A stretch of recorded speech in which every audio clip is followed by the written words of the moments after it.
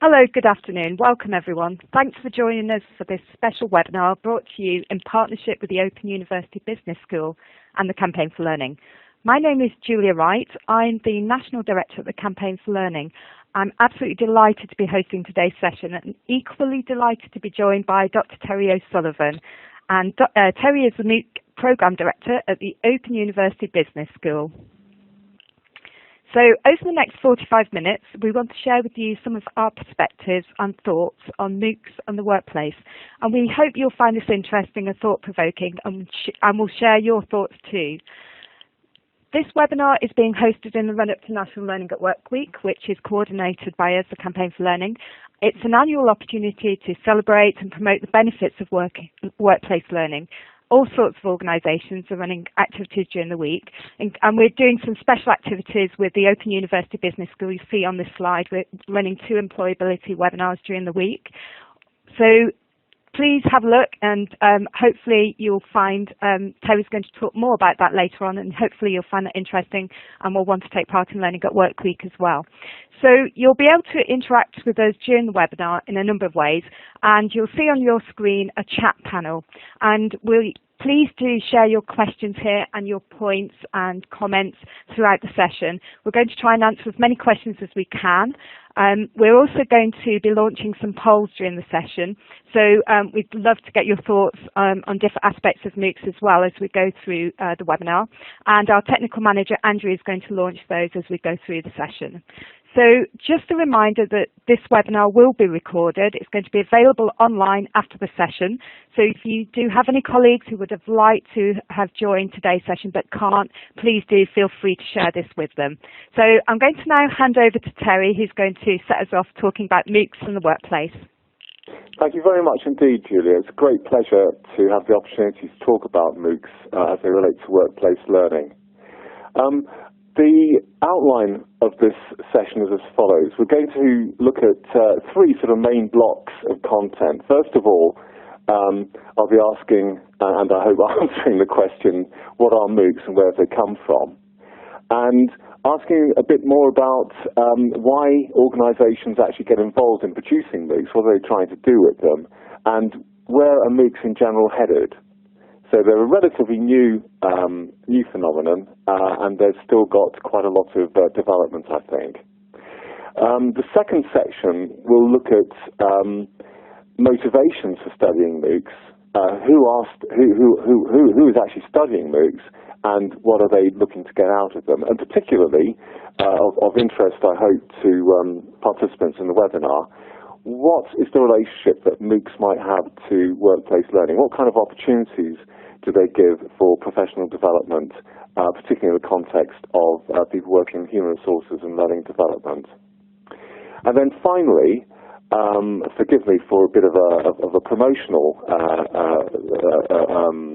stunt, so to speak, but we are actually very excited about some of the MOOCs that we're preparing at the moment at the Open University Business School, which are due for launch later on this year on our platform FutureLearn. And so I'll be talking about some of those, giving you a sneak preview of what's coming up. And I'll also be discussing some opportunities presented by OpenLearn, which is our other platform on which we host free learning resources for people, and directing you to some very, very useful high-quality resources that are coming up there too, which you might want to use either yourselves or with the people that you're working with.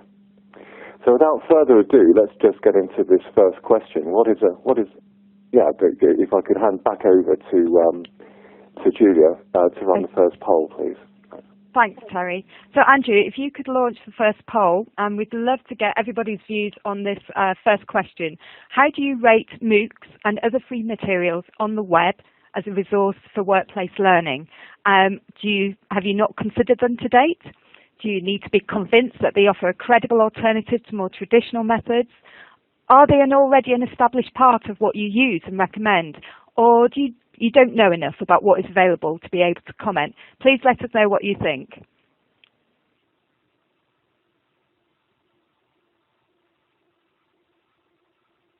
Okay, while considering your answers to that, let's move on to the question of what is a MOOC? What does MOOC stand for? things to remember about MOOCs, basically. First of all, they are massive. They're famous for people signing up to them and then not doing very much more. In fact, it's not uncommon for 50% of the people who actually register for a MOOC to stop there, because it doesn't take an awful lot of effort just to sign up, and millions of people do. But 50% of those sign-ups actually go on to study the MOOC. So while there are millions of sign-ups, there are millions of learners too out there, and that's one of the most exciting things about MOOCs, is the scale at which they operate and the opportunities that provides learners to learn from one another. Secondly, they're open. They've certainly started and are generally still free, but in order to become sustainable businesses, MOOC providers are having to start finding ways of making money through charging for extra services. So the basic MOOC, the basic course, is always going to be free, but things like certification for participation, or perhaps extra levels of tuition. Some MOOC providers, as I say, are beginning to charge for those, and thus establishing a sustainable business model. The other thing about them being open is that they usually don't require any prerequisites. The idea is that, you know, if you've got no prior experience of learning, this is something that you might get some benefit from. And that's a very, very important feature of their design. Open is followed by online. So the second O means online, and they're on the web. They've been born on the web, and a lot of people use mobile devices. And again, to access MOOC learning. And again, that's a very, very important part of what goes into their design. They're meant to be very, very accessible, and you can study them in small, short bursts. And finally, they are courses. In other words, they're actually organized into experiences that have a beginning and an end. And they also include not only teaching, but elements of assessment and potentially elements of recognition. So MOOCs will tend to offer the opportunity to get a certificate at the end. And even though this isn't yet wrapped into the formal qualification framework in places like the UK, nevertheless, I think there are moves towards that happening. Why do we talk about MOOCs so much now? In 2012, when the word first got well known and three of the biggest MOOC providers was established, people were quite sceptical about the future of MOOCs. But they do appear to be here to stay. At the end of 2015, for example, over 500 universities had a presence in the MOOC space. There were well over 4,000 courses, and 35 million people had started to study using MOOCs. At the moment, the biggest MOOC provider, Coursera, has got 17 million students. And like the MOOC movement in general, they have originated in America, but Europe, and particularly the UK, is now showing a very, very strong hand in providing MOOCs, led mainly by FutureLearn, which is a platform owned by the Open University, although there are many more universities than the Open University who have got a presence on it. I think there's something like 85 different providers now whose work is available on FutureLearn. Interestingly enough, the biggest single category of MOOCs is in business and management, and something like 1 in 5 of all MOOCs will be in that area. So it's a really, really big opportunity, I think, for business schools around the world. And it's known as non-formal learning. In other words, it's more organized than informal learning, the kind of learning that you pick up on the job, but it's not as regimented or policed, if you like, as the quality or credit frameworks of formal learning are. So a great deal, I think, of the uncertainty around MOOCs for some learners is, you know, what kind of guarantee of quality is there going to be, and very often they'll be acting on the reputation of the organisation providing it. So what kind of reasons do organisations have for getting involved in MOOCs? First of all, it's not just universities, there's also industry lead bodies, for example, cultural organisations like the British Library, for example, or large arts organisations, large museums. they are interested in this way of reaching users, and they do it for a number of reasons. First of all, there's a social mission of a university. For example, we have to a university like the Open University has a charter which commits us to accessibility, to reaching new learners. So by providing free learning on the internet, we're responding to that need. And for example, some of the MOOCs that we're releasing later on this year are directly responding to the skills agenda in the UK.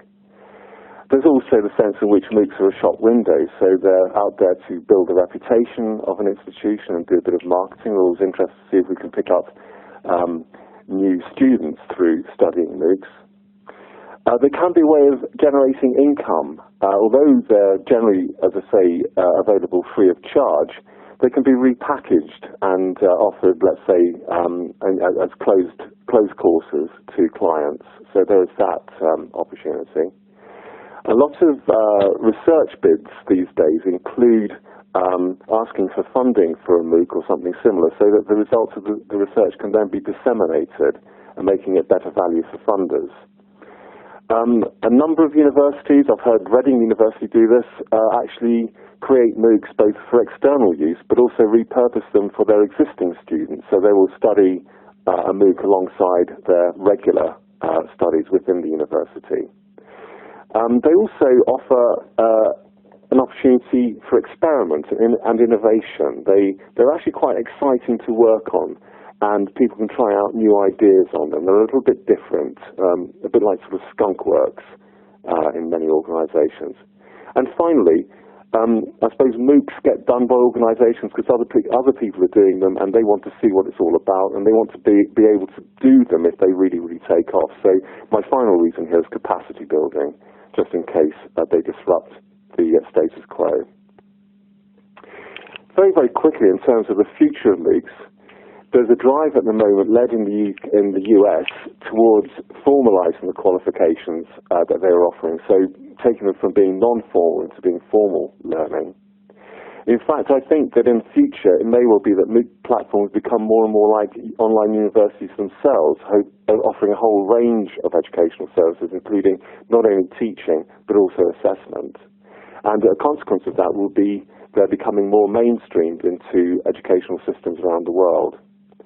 But I think for the time being at least, we can expect more of them and more sorts of them. So a continuing proliferation both of MOOC material and kinds of MOOCs out there. And again, this is going to lead to a certain amount of confusion amongst users, which I think will be catered for by a growth in things like rankings and MOOC advisor type services. So now we're going to move back to Julia for a moment to look at the results of poll 1. Thanks, Terry. So we have the results in for the first poll. We have 47.6% of people don't know enough about what is available to be able to comment, which is quite sizable. We have, can't read that one, sorry, 26.2% saying that participants saying they're already an established part of what we use and recommend. We have 13.6% people saying they haven't considered them to date. So I'm not sure on the percentage of need to be convinced that they offer a credible alternative, because it's not actually on the screen, and my maths, it'll probably take me a while to work it out. Probably about 10%, something like that. So we have a sizable number of people who don't know yet enough about what is available or haven't considered them, probably looking about 60% of people online today. Well, any thoughts, Terry?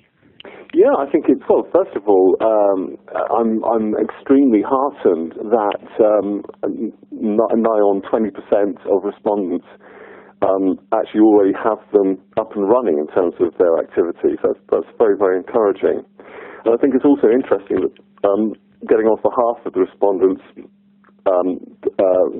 suggested that they didn't know enough about them to be able to make an informed decision. And I think that is a real problem with MOOCs, that, if you like, their discoverability. We will talk about that a little bit later on, about how you can find out about MOOCs, but I think that is going to be one of, certainly for me, that seems to be one of the challenges about how you communicate what's in the MOOC to people who perhaps are a bit sceptical about how useful it's going to be for them. Great, thanks, Mary. Yeah. We do have some comments that have come in, and we have a question actually. Samantha Bose has asked, is the assessment automated on MOOCs? Yeah, I mean, generally speaking, MOOCs are designed, as I say, for massive amounts of learners, and they've got to be designed in a way that allows them to be sustainable. So a basic MOOC, let's say, will offer you the assessment option of a number of multiple choice questions usually, and they tend to be, well, the pattern in FutureLearn tends to be that once at least, possibly twice during a week, you'll have the opportunity to review your learning through fairly informal multiple choice questions, which if you get the right answer, yes, you get a tick in the box, so to speak, but if you get the answer wrong, it will send you back to that part of the week's learning where the topic's been covered, just so you can refocus your understanding and have another go. And then usually at the end of a MOOC, you'll have a more kind of holistic test or quiz to test you on the integrated knowledge that you'll have accumulated during the MOOC itself. But really, the only way for that to work for large numbers of people without costing a lot of money is to automate it. And I mentioned that some MOOC providers now offer additional services at a price. So I can see one of those sorts of additional services developing into, let's say, being assessed by a human marker at some stage and getting a grade back for that. The other thing to say too is that MOOCs very often feature assessment by learners of other learners' work, which is very, very useful in terms of developing your own knowledge and understanding. So that would be an example of assessment that isn't automated in a MOOC but is fairly common at the moment. Right, thanks, Terry. Actually, we've had a comment from Jess Shepherd who says, I'm currently doing a MOOC about the future of e-learning. It has good points and bad. When the questions stimulate a conversation in the learners, they are really good. Getting the technology to match work computers are not so good. So that's quite interesting because about the importance of learning alongside other people, which is a feature of MOOCs, seems to be quite interesting. Yeah, the way the technology struggles to keep up with it very often. Yeah. Yes. Somebody else has said, why make MOOCs? So it's another reason why MOOCs might be out there. They're an opportunity to provide learning how to learn in the connected age. So that idea that by doing a MOOC, you're actually learning how to use technology as you go along is a benefit as well. Definitely, yeah. I think that's a very good point. Yeah. We've got quite a lot of comments coming in. So I think what we'll do is I will review those, but go on to the second poll. So if I could ask Andrew to launch the second poll, please. And the questions here, I think we need to go to the next slide. Okay, so the second poll is asking the question, what has motivated you personally to take a MOOC? Is it just for personal enjoyment or just for interest? Is it to refresh work-related knowledge and understanding? C, is it to learn a new topic for continuing professional development? Or is it other? And E, have you never done a MOOC? If it's other, please let us know what that other is in the chat section, and we can see what the other reasons are. So what has motivated you personally to take a MOOC? Is it personal enjoyment or just for interest? Is it to refresh work-related knowledge and understanding? Is it to learn a new topic for continuing professional development? Or is there another reason? Have you ever never done a MOOC? Are you somebody who hasn't dabbled yet in the MOOC sector? Great. Thanks very much, Julia. I have to say I'd be really, really interested in people's motivations, particularly that other answer, because as I'm about to explain, we don't actually know a great deal about motivation in learners on MOOCs, because the way to try and find that out, try and elicit that information from people would be to give them questionnaires to go through when they sign up. But most MOOC providers are obviously interested in getting the learners to sign up and stick with the MOOC, not necessarily in giving them lengthy questionnaires which might put them off. However, there is some research around, particularly a famous study from 2012 of the first ever MOOC by Coursera, who, as you remember, is the biggest MOOC provider in the world at the moment. They ran a MOOC on machine learning aimed at, helping people to understand that aspect of computing. And they surveyed where their learners were coming from. They found that almost half of them were actually software professionals or other IT professionals. And that's quite interesting. That suggests to me that there's a very, very strong motivation from people for professional updating or new skill or reskilling in a particular area. And the second thing they found out when they asked them about their motivation, why are you doing this? I mean, obviously a lot of them, 39% according to the figures, were just curious about the topic, and that's always going to drive a lot of people's learning. But again, practically half of the respondents were studying for professional reasons, either to improve their skills in their current role, or because they were looking to get promoted, or perhaps to find another job outside their existing organisation. So that's like 50% of learners in that particular situation were doing that particular MOOC for professional reasons. So my conclusion from that, obviously, it will vary from one course to another, but my conclusion is that continuous professional development is a very, very strong motivation for learners with MOOCs. That could explain why business and management is one of the most heavily represented sectors. The other thing I want to remind everybody about is that 70% of future learn users are actually outside the UK, and that seems to be typical of most MOOC platforms. There's a very, very strong international element, which I think also is attractive to professional learners. How do learners do MOOCs? They do them very much on their own terms. They're very, very flexible in their approach. They tend to learn as much as they want and then either drop out or move on to something else. They often will start studying, stop for quite a long period of time, go back to the MOOC to have another look at it, a bit like taking a book down from the shelf, so to speak. And they also are very, very keen to demonstrate their learning on their CVs or LinkedIn profiles through displaying certificates which are available digitally from most MOOC providers. So again, I think all of those things are quite challenging to our traditional notions of learning, but actually quite reminiscent of, well, certainly my experience of learning in the workplace. Let's now look a little bit more closely at the potential relationship between MOOCs and workplace learning.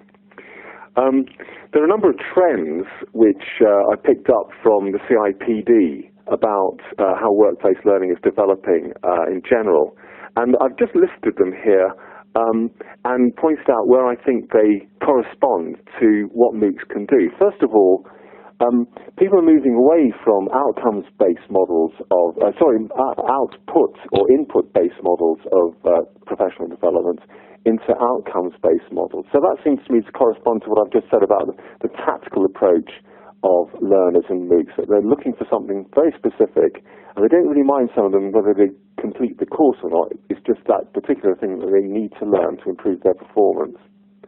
And that's linked to how I think a lot of human resource professionals are encouraging their clients to, be more personalised in their approach to development. That also promotes motivation to learn and effectiveness of learning. So there's a great deal of range of material out there in the MOOC world, and it's available on very, very flexible terms. But another really exciting thing about MOOCs is that they can respond very, very quickly to external developments. For example, FutureLearn ran two extremely popular MOOCs on Ebola, one looking at the medical nature of it, the other looking more at the social and governance nature of it last year. And those proved extremely popular because people were extremely interested in that particular topic and felt they needed to be updated. So I feel that MOOCs give a very, very good opportunity for professional updating if, let's say, accounting standards change and you need to get updated about that very quickly. So all of these sorts of benefits, there are a few more there on the slides that I won't go into, but all of those sort of things seem to be conspired to make MOOCs a very, very appropriate and flexible free online learning, a very, very appropriate medium for people who are interested in professional development and workplace learning at the moment. So I'm now going to move back to Julia and see what poll 2 came up with in terms of motivation on participants. Thanks, Terry. Okay, so actually we've had a few comments to say that we asked you to choose between the motivations, but obviously some people said it's actually a mix of all of them. So this is asking you to choose one motivation. So just over 40% of people have said they have not done a MOOC yet. We have about 13% of people say they're doing it for personal enjoyment or just for interest. We have for work-related knowledge and understanding, just under 10%, about 8% of people. And a quite sizable number of 33% have said that they're doing it to learn a new topic for continuing professional development.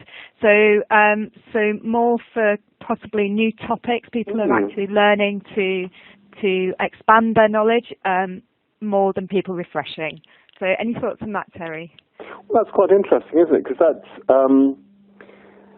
that is slightly different from the picture that Coursera research presented, which was 31% were studying to improve skills for their current job. I guess that could cover new skills as well.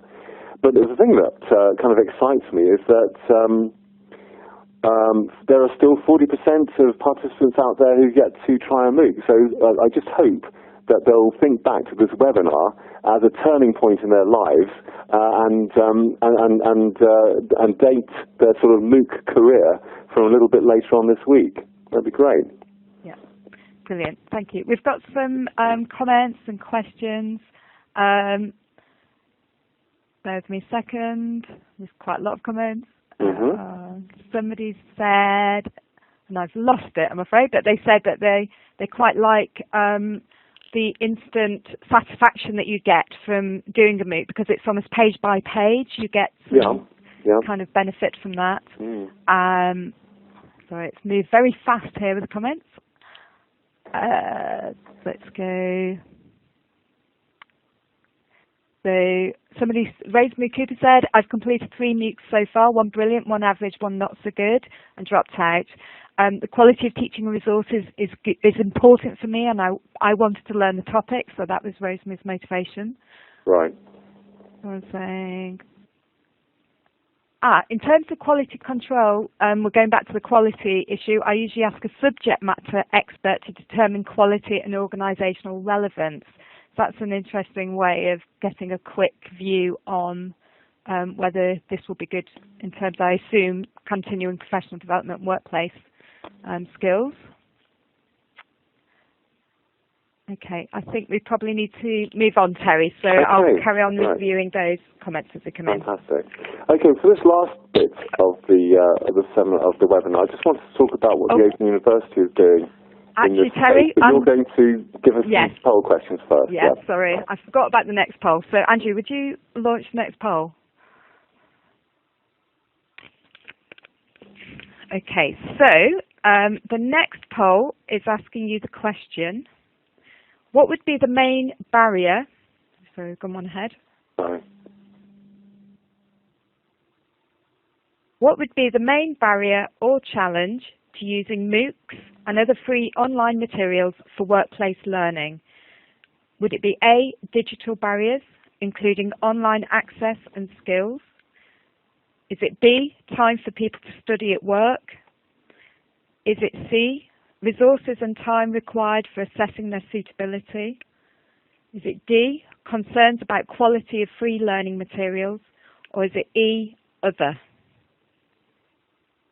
So what would be the main barrier or challenge to using MOOCs and other free online materials for workplace learning? Is it A, digital barriers? Is it B, time for people to study at work? Is it C, resources and time required for assessing their suitability? Is it D, concerns about quality of free learning materials? Or is it E, other? And we'll come back to the results after Terry's next section. Fantastic. Thank you very much indeed, Julia. As I say, this final section, I just want to talk about some of the stuff that the Open University is bringing to the MOOC table in the near future.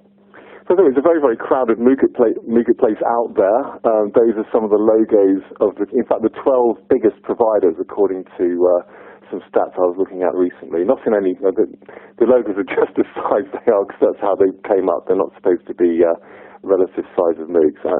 Coursera, as I say, is the biggest one at the moment. FutureLearn is now number 3 in the world, I'm pleased to say.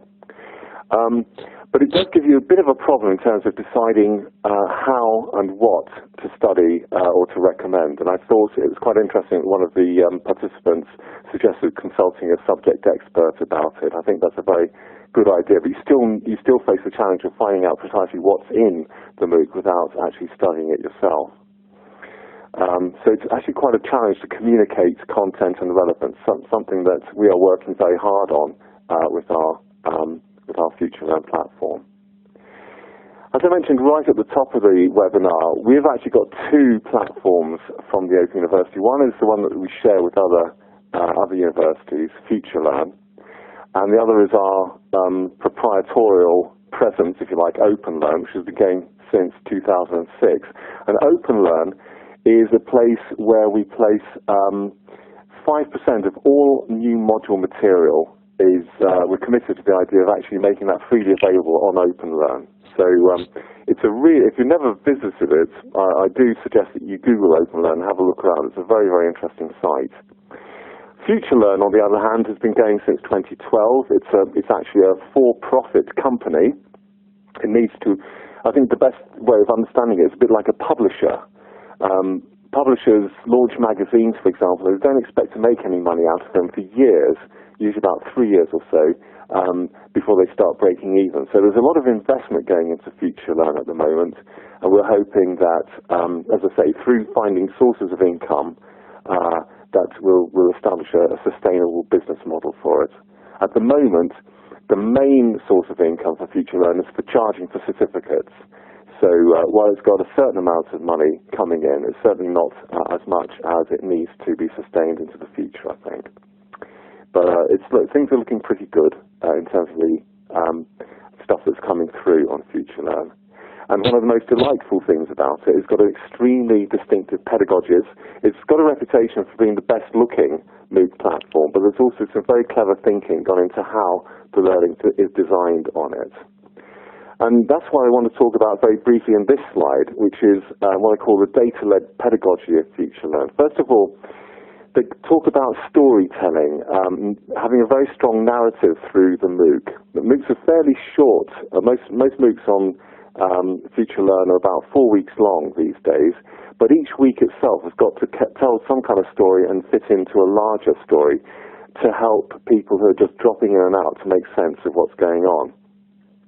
The second feature of the way we teach on FutureLearn is that it's conversational. And an awful lot of it is about discussion, exchanging ideas, developing your understanding of topics through comparing your understanding with other learners.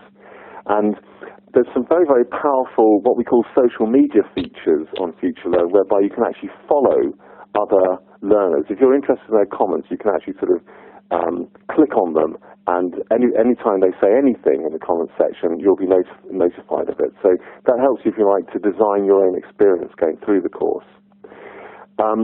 Somebody said in some of the feedback earlier in the webinar that they like the way that the learning is designed because you learn things, specific things in each step by step, and that's a very, very important part of FutureLearn too.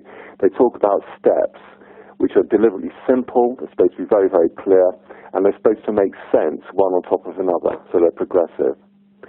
We also recognize the fact that people are dipping in and out of MOOCs by having a lot of features which help you find where you are and see how far you've got. So things like tick boxes, like loading bars across the MOOC to see how far you've gone and to be able to pick up where you left off. And the final thing is, everything is questioned. Does this absolutely need to be here, or is this too much, more than we actually need? Because we recognize that learners are time poor, and therefore we work hard to make sure that we're only including what is absolutely necessary in the MOOC. I won't spend very long on this next slide actually, but this just gives you an idea of what a Future Learn step looks like. So you've got a photograph there, you've got a question, a very, very simple explanation, and on the right of the screen you've got some discussion where learners are actually helping each other to understand the nature of a nebula, and some of them are discussing about how they're going to go out and actually observe one later on. So what's coming up? We've got two new programs of 4 MOOCs coming up on Future Learn, which we're working on at the moment, and they're both addressing really the skills agenda in the UK and possibly in the wider world. The first one's called Employability, and it's 4 MOOCs of 4 weeks each, looking at younger learners, possibly in the first stages of their career or looking for a job, and we're concentrating on key skills in communication, networking, customer engagement, or you might call it marketing perhaps, and project management. So we've done some research and we've discussed what a number of stakeholders see as urgent needs, and we've come up with that selection. So they'll be available to study from sometime in August, I think, going on.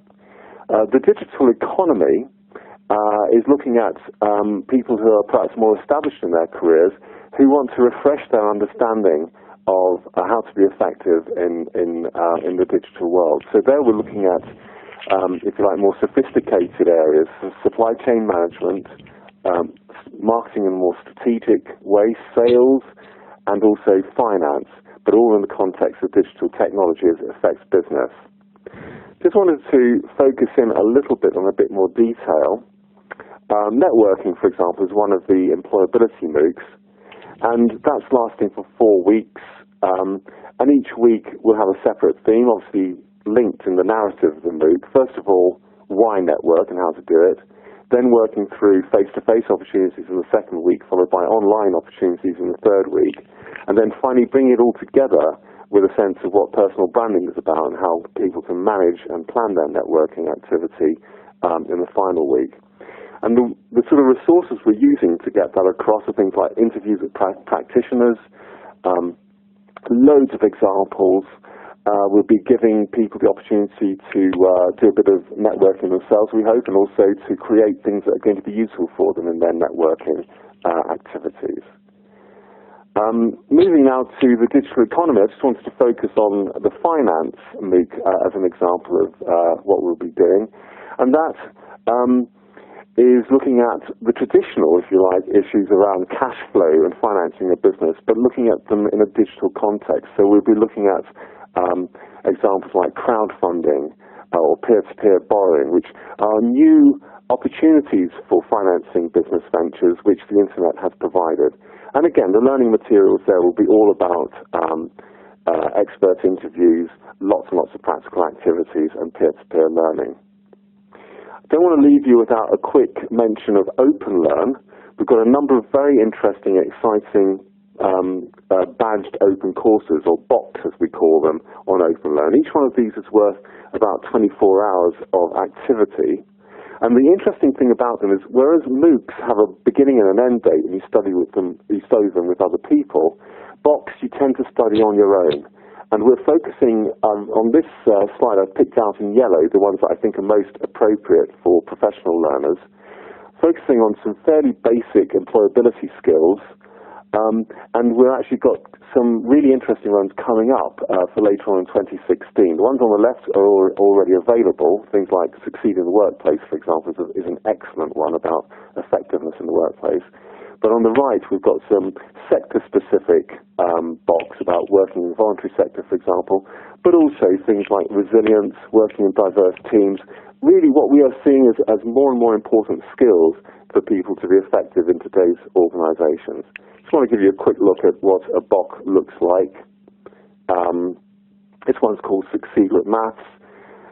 It's got a page that looks very much like our standard courses. So Future Learner's got a rather distinctive design. This has got a design that's more like what you would encounter as an Open University student. Again, concentrating on clarity, attractiveness, and getting through the material in a simple way. So just to summarise, I think that MOOCs, Box, which I've just talked about, and other open educational resources of such as those you can find on OpenLearn, there's lots of them out there. They're very, very flexible and they're free. So I think we should be using them in a professional development context as much as possible. There are, however, challenges, and I think some of them have been raised in terms of the discussions on the webinar so far about how do you find out about them, how do you evaluate them, what kind of recognition learners get for them, and how can they be integrated with other forms of learning. But I think there are an awful lot of opportunities there too, which we owe it to ourselves to realise. So thank you very much indeed for your attention. I'm now going to hand back to Julia so we can find out about poll 3 results. Thanks, Terry. So we asked what would be the main barrier or challenge to using MOOCs and other free online materials for workplace learning. And we have the answers. We have digital barriers at 12%. We have time for people to study at work. That's quite sizable, 35 to 37%. We have resources and time required for assessing their suitability. 18% of people thought that would be a barrier. Concerns about quality of free learning materials, that was around 25%, and other with about 7%. And I know people have been posting some specifics. So in terms of digital barriers, things like firewalls can be a real challenge for people using MOOCs. Line managers key to the time for people to study. They obviously can be quite significant gatekeepers. Somebody mentioned slightly differently, but talking about using MOOCs as a stimulus first online, but then using them as an opportunity to meet up with people and social meetups to discuss the learning. We've got some. Terry, do you first have any thoughts on the results from the third poll? I think that's a very interesting selection of challenges there. I think that it's particularly noteworthy, the one about how you actually find out about them and evaluate them. I think that's going to remain a bit of a challenge, and I think that's something that MOOC providers need to address, I think. Interesting selection. And rather depressing too that things like firewalls are still interfering with people's ability to access this kind of material, which could be very, very beneficial for their organisations. Thanks, Terry. We do have some questions then. If you shall okay, ask some questions? Very quickly. Okay. So we have Richard Perry who's asked, could you comment on MOOCs as a technology/delivery mechanism versus MOOCs as a source of learning? Where do they sit? That's quite an interesting question, actually. I mean, when MOOCs first sort of hove into view, there was two schools of thought about them. What's known as ex-MOOCs, which tend to be about transferring knowledge from experts to learners, and edX, as I say, one of the biggest and more technology-oriented MOOC providers has specialised in that kind of approach. And then there were C-MOOCs, which were all about constructivism, where learners were kind of working together and creating knowledge between one another. So I think a good MOOC actually should be able to do both of those. It should actually be able to harness the technology for not only to make the programs of learning very sort of well-focused, but also to give the opportunity for people to learn from each other, because that's very, very exciting. Right. I hope that's a reasonable answer to the question. Yeah. Matthew Varley has said that he uses MOOCs to encourage learners to give MOOCs a chance, so that because of people having an aversion to traditional learning, MOOCs can be a really good way into further continual development as well. I think that's really good to hear, because I think a lot of the kind of features that I was talking about in terms of how FutureLearn MOOCs are designed are all about trying to meet the learner where he or she is. In other words, thinking about what exactly do you need to know, how much time is this really going to take, how can we do it in the most effective, clear, simple and attractive way possible. If only more learning was designed like that, how much better educated we would be as a society. Right. Thanks, Terry. I think we're coming close to time for the end of the webinar, so... I'd better move on a slide then. Yep. So as we mentioned at the beginning of the webinar, we're working with the Open University Business School for Learning at Work Week.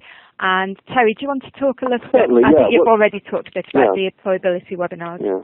We're doing 2 webinars at lunchtime in Learning at Work Week. One of them is on the skill of networking on the 18th of May, and the other is on the skills around communications on the 19th of May. You're very, very welcome to join the participants for that. We've had great success with this in the past in the business school. They've proved very, very popular. Lunchtime seems to be a good slot. And these will be kind of anticipating the themes of the MOOCs that will come up later on in the year in the employability suite, these 2 key skills of networking and communication. So I think they will be very, very good fun actually. We've got some excellent videos been shot for them already, and we're working on some very compelling content for that. Brilliant. Thanks, Terry. That's it just leaves me to say thank you so much for participating today and for all your comments. Thank you to Terry for your presentation, Terry, on MOOCs. Really fascinating. Please do follow the links if you're interested in finding out more about the employability webinars. And hopefully you'll join us again for more webinars on interesting topics in the future. Thank you. Thanks very much, Julia, and thanks everybody. Thank you.